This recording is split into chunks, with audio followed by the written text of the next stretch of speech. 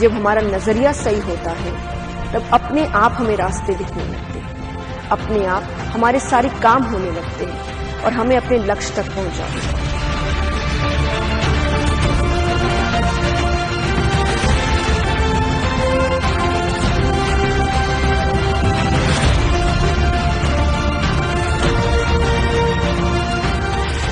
सत्संग की बात जया किशोरी के साथ कमिंग सून।